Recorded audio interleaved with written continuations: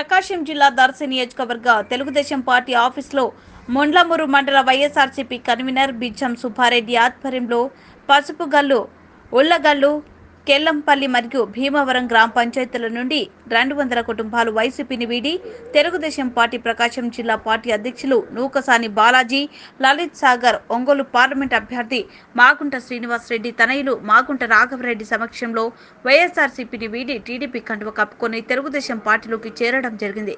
ఈ కార్యక్రమానికి మండల టీడీపీ నాయకులు, మొండ్లమూరు మండల టీడీపీ అధ్యక్షులు కూరపాటి సీను, మాజీ అధ్యక్షులు సోమేపల్లి సీను, మాజీ ఎంపీపీ మందలపు వెంకట్రావు, మాజీ సర్పంచ్ వెంకట్రావు తదితర టీడీపీ నాయకులు పాల్గొన్నారు। ఇదే విధంగా నియోజకవర్గంలోని అన్ని గ్రామాల్లో కూడా వలసల పరంపర ప్రారంభమైంది।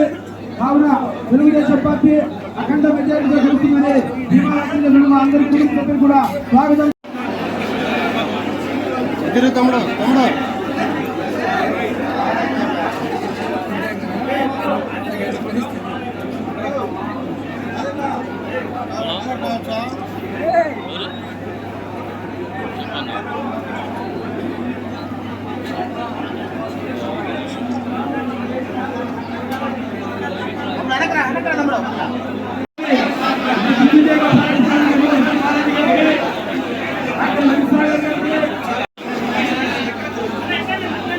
జిల్లా పార్టీ అధ్యక్షులు నూకసాని బాలాజీ గారు,